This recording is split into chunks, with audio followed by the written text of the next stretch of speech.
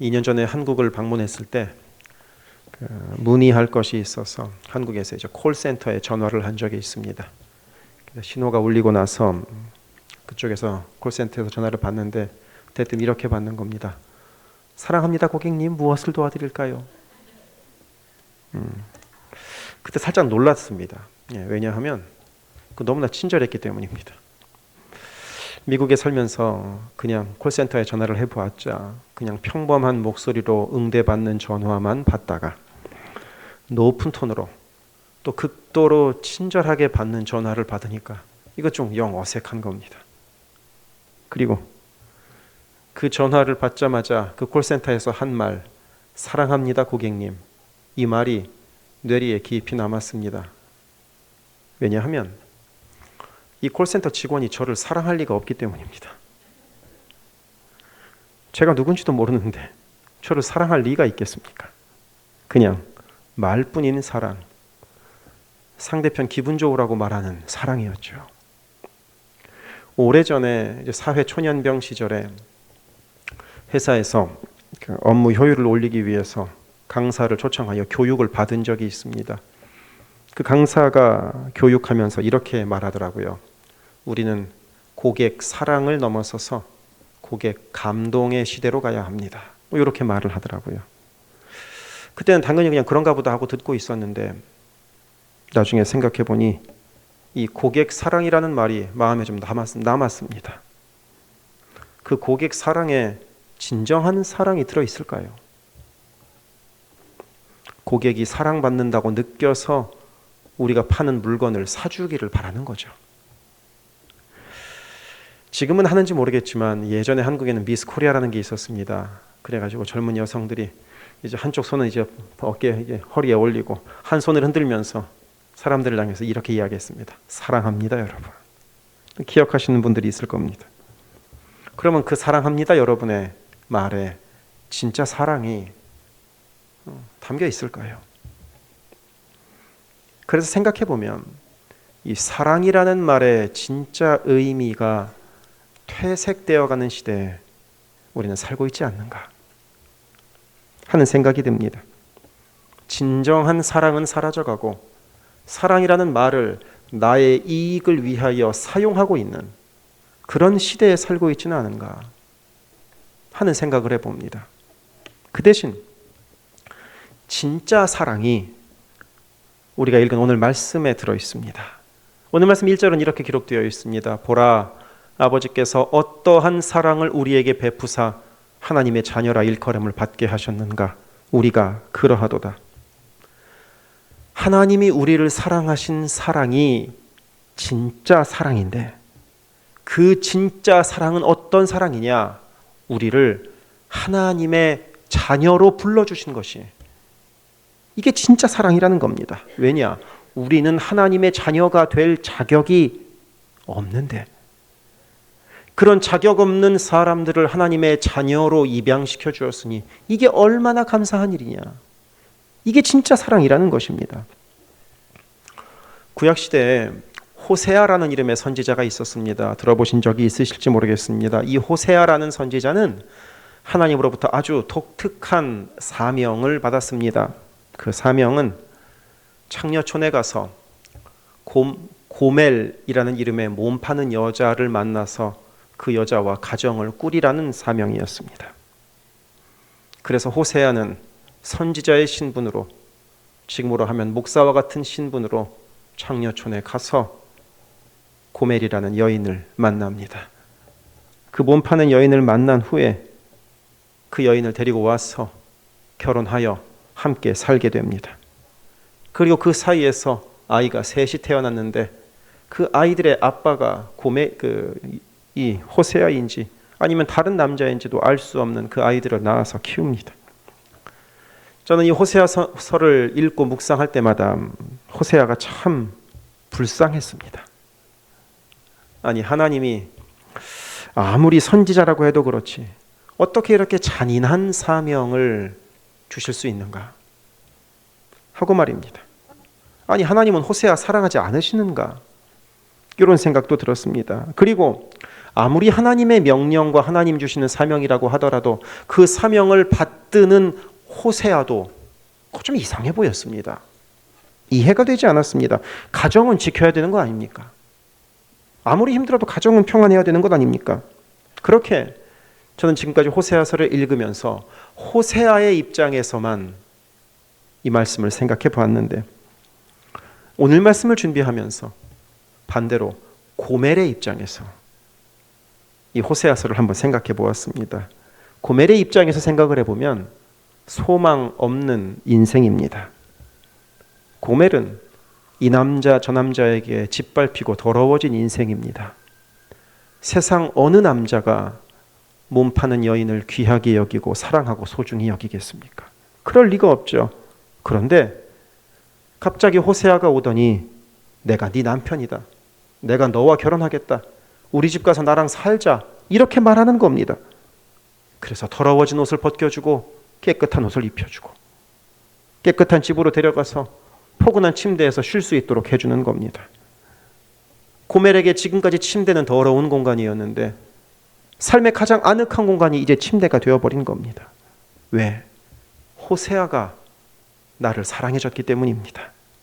나 고멜은 사랑받을 자격이 없는데 호세아가 그냥 사랑해준 겁니다.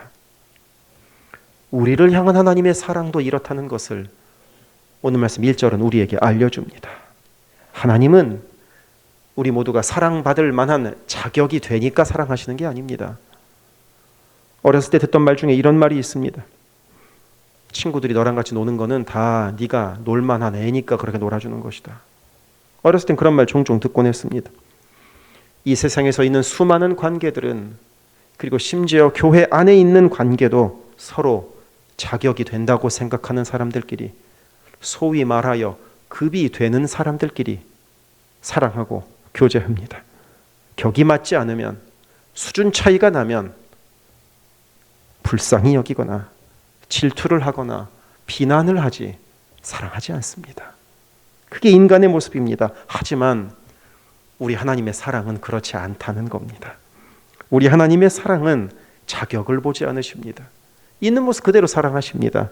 원래는 고멜과도 같은 인생을 우리가 살고 있었는데 하나님이 그렇게 자격 없는 우리들을 그냥 사랑해 주셨다는 것입니다. 이것을 로마서 8장 15절은 이렇게 표현합니다. 너희는 다시 무서워하는 종의 영을 받지 아니하고 양자의 영을 받았으므로 우리가 아빠 아버지라고 부르짖느니라. 원래 하나님을 아빠 아버지로 부를 수 없는 존재였다는 겁니다.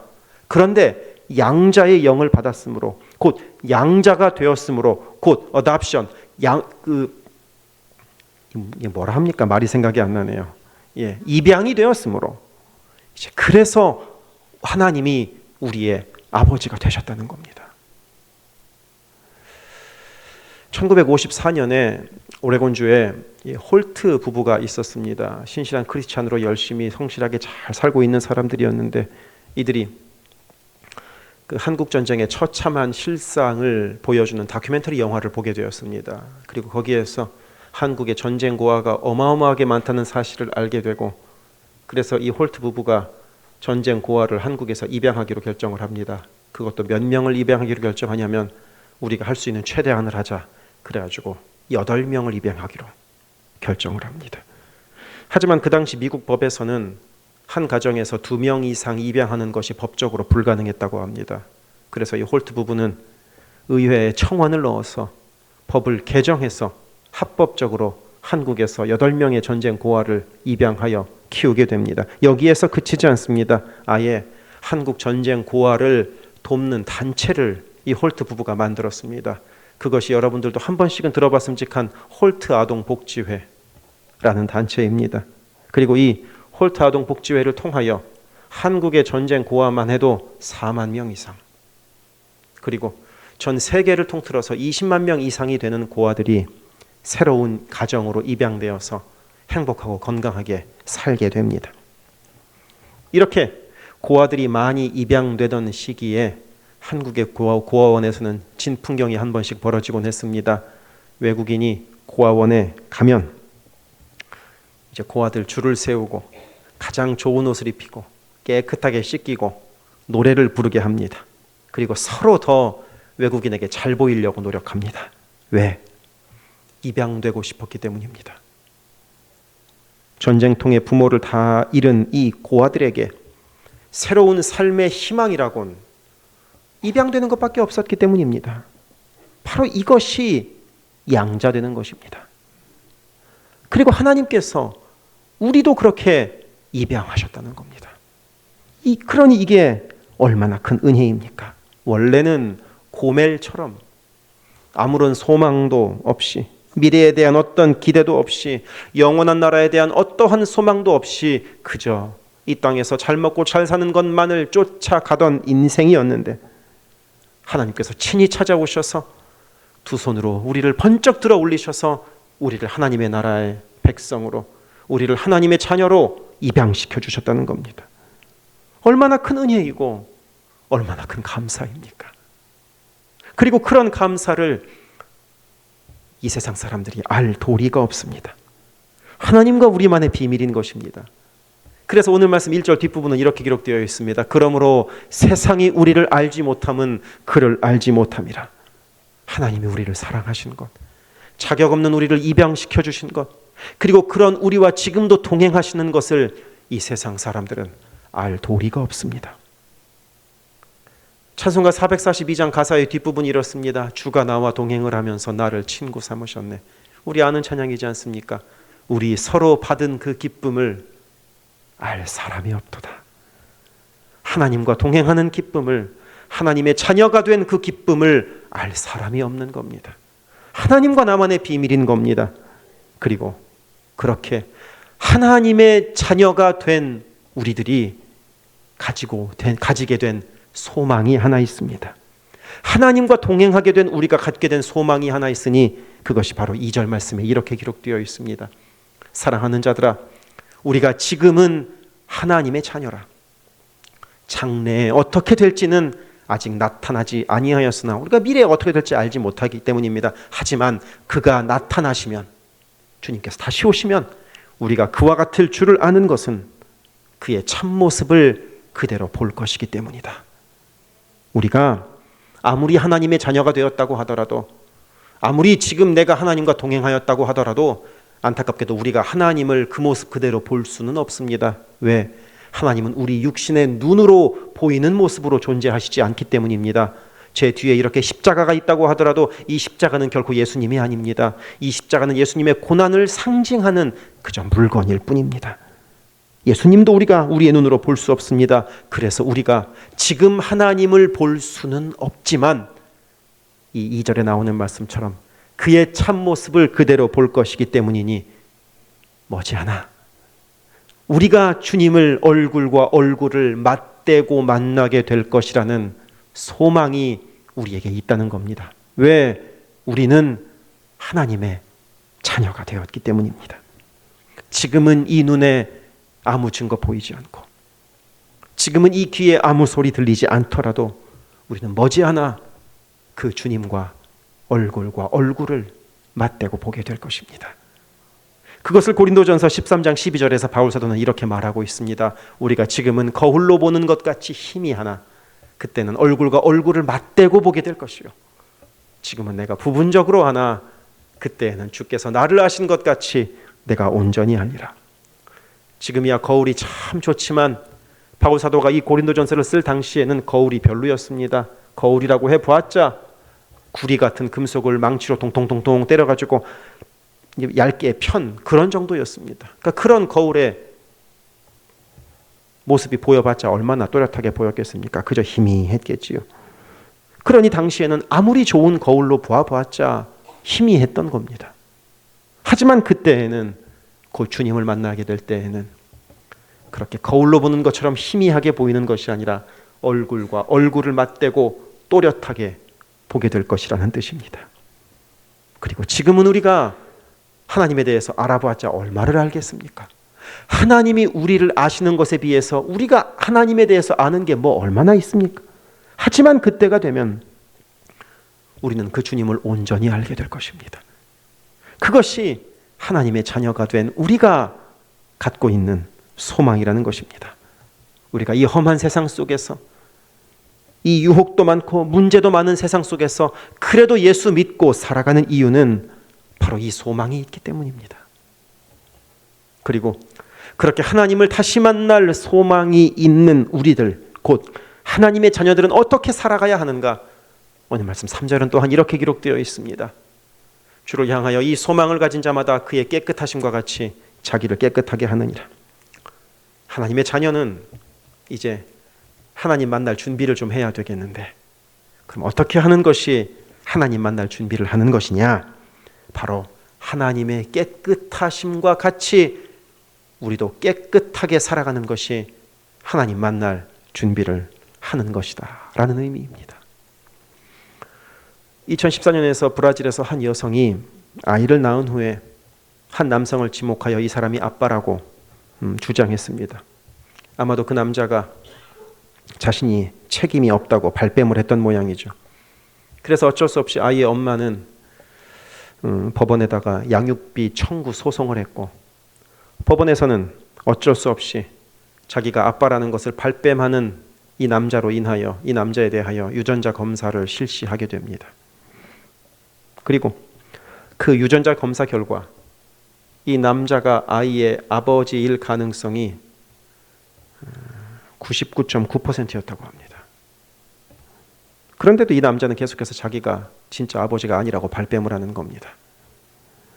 그래서 알고 보니까 이 남자는 일란성 쌍둥이였고, 쌍둥이와 쌍둥이끼리 유전자가 99.9%가 비슷했던 것입니다. 참 곤란해졌죠. 그러면 이런 경우 누가 아빠일까요? 유전자 검사로도 아빠임이 확인이 안 되는데 대체 뭘로 아빠임을 확인할 수 있을까요? 우리는 보통 아이를 낳으면 아이가 엄마를 닮았는지 아니면 아빠를 닮았는지 이야기합니다. 그리고 거의 대부분의 경우, 아니 모든 경우에 아이는 아빠와 엄마 중에 한 명을 닮는 것이 아니라 섞어서 닮습니다. 그래서 아이에게는 아빠의 모습도 있고 엄마의 모습도 있습니다. 그래서 내 아이에게는 무조건 내 아이의 모습이 들어 있습니다. 한 번은 제 큰아이가 갑자기 집에서 춤을 추는데 제가 어릴 적에 추던 이 개다리 춤을 제 딸도 추더라고요. 아니 제가 그 아이 앞에서 그 춤을 춘 적도 없는데, 아니 그렇다고 뭐 그 춤을 보여달라고는 말씀하지 마십시오. 제 아이 앞에서 그 춤을 춘 적도 없는데 춤을 추는데 그렇게 추더라고요. 그래서 그걸 보면서 어떻게 닮아도 이런 것까지 닮는가 하는 생각을 했습니다. 이렇게 육신의 자녀는 육신의 부모를 닮을 수밖에 없는 것처럼 하나님의 자녀는 하나님을 닮을 수밖에 없습니다. 육신의 자녀에게는 육신의 부모의 모습이 담겨 있는 것처럼 하나님의 자녀에게는 하나님의 모습이 담겨 있을 수밖에 없습니다. 그러니 반대로 나에게 하나님의 모습이 담겨 있지 않다면 하나님의 자녀가 아닐 수도 있는 겁니다.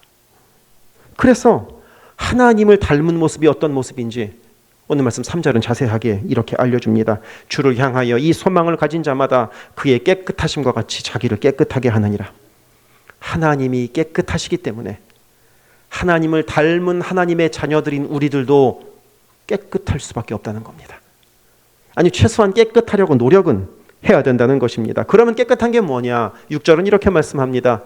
그 안에 거하는 자마다 범죄하지 아니하나니 범죄하는 자마다 그를 보지도 못하였고 그를 알지도 못하느니라. 죄를 짓지 않는 것은 무엇이냐? 죄를 짓지 않는 것이 바로 깨끗하게 하는 것이다. 그리고 이어서 8절은 또 이렇게 말씀합니다. 죄를 짓는 자는 마귀에게 속하나니 마귀는 처음부터 범죄함이라. 하나님의 아들이 나타나신 것은 마귀의 일을 멸하려 하심이라. 죄를 짓고 산다면 이거 하나님의 자녀가 아니라 마귀의 자녀일 수 있다는 겁니다. 그러면 우리는 어떠한 것 같습니까? 안타깝게도 우리의 문제는 우리가 매일매일 죄를 짓고 살아가면서도 우리가 죄인인 줄도 모르고 살아간다는 겁니다. 그게 우리의 문제입니다. 매 순간 매 순간이 죄로 가득한 삶을 살아가면서 우리는 잘 살고 있다고 착각하곤 합니다. 이 정도면 예수 잘 믿고 있다고 착각합니다. 나는 누구보다 양심적이고 성실하게 살고 있다고 착각합니다. 그런데도 성경은 우리가 죄인이라고 단정짓습니다. 왜냐? 죄를 짓기 때문에 죄인이 아니라 죄인이기 때문에 죄를 짓는 겁니다. 이 세상에서 죄를 짓고 싶어 하는 사람은 하나도 없습니다. 다 죄를 거부합니다. 그래도 죄를 짓습니다. 왜? 우리 안에 죄를 짓게 하는 본성이 있기 때문입니다. 내 의식은, 내 이성은, 내 상식은 죄를 짓지 말라고 나에게 말을 하지만 자꾸 죄를 짓습니다. 죄의 본성이 우리 안에 있기 때문입니다. 그래서 로마서 7장 19절에서 바울은 이렇게 고백합니다. 내가 원하는 바 선은 행하지 아니하고 도리어 원하지 아니하는 바 악은 행하는도다. 이것이 우리의 본성이라는 것입니다. 그렇기 때문에 이런 우리도 자녀 삼아주신 하나님으로 인하여 우리가 하나님의 자녀가 되었다면 하나님의 거룩하심과 같이 우리도 거룩하려는 노력을 해야 하는 것입니다. 물론 우리 주님은 우리가 죄 지어도 다 용서하십니다. 하나같이 용서해 주십니다. 그러니까 주님 아닙니까? 하지만 우리 주님께서 우리가 죄를 지어도 용서하시는 이유는 우리가 마음 놓고 죄 지으라고 용서하시는 것이 아닙니다.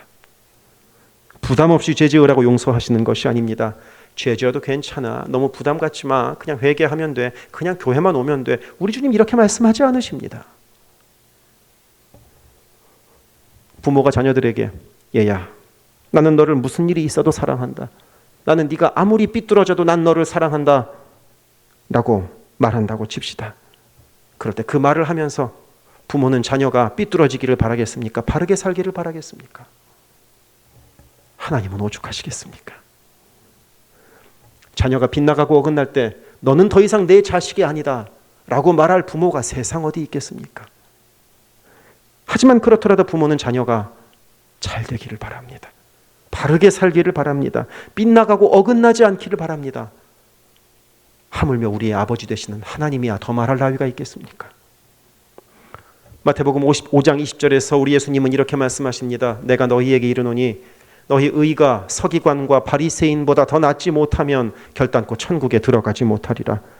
예수님은 시간만 나면 서기관과 바리새인들의 위선을 지적하셨기 때문에 우리는 서기관과 바리새인 하면 겉과 속이 다른 사람 또는 자기 이속만 챙기는 이기적인 사람이라고 생각하기 쉽습니다. 하지만 이 당시 유대인들의 관점에서는 서기관과 바리새인은 말씀대로 살려고 노력하는 사람, 율법을 한 점 하나도 어기지 않고 지키려고 노력하는 사람들이 서기관들과 바리새인들이었습니다.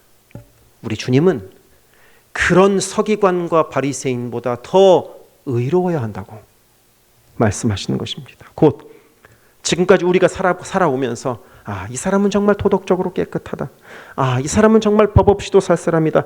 이 사람은 정말 내가 존경할 만한 사람이다. 그런 사람보다 더 바르게 살아야 된다는 것입니다. 그것이 하나님의 자녀들에게 원하시는 삶이라는 것입니다. 우리는 흔히들 거룩이라고 하면 술 안 마시고 담배 안 피는 거 생각합니다. 그 정도면 예수 잘 믿는 것 아니냐고 말입니다. 하지만 그 정도는 안타깝게도 거룩의 거자도 되지 못합니다. 거룩, 바르게 사는 것, 의롭게 사는 것, 하나님 뜻 따라 사는 것은 그 정도를 말하는 것이 아닙니다. 매일매일 닥치는 상황과 순간 속에서 죄에 대한 민감함을 가지고 살아가는 것을 말합니다. 내가 회사에 갈 때, 내가 마켓에 갈 때, 물건을 사고 팔 때, 일할 때, 거래처를 만날 때, 그리고 나 혼자 있을 때, 어느 때에든 상관없이 매 순간 내가 죄에 대한 민감함을 가지고 예민함을 가지고 바르게 살려고 노력하는 것이 그것이 진짜 거룩이라는 것입니다. 그것이 예수님이 말씀하신 천국의 기준입니다. 이것이 바로 오늘 말씀에서 우리에게 알려주신 하나님의 자녀다운 삶의 모습입니다.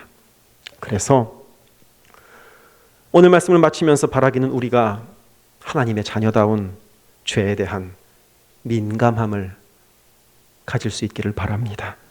물론 우리가 살면서 뭐 대단한 죄 짓겠습니까?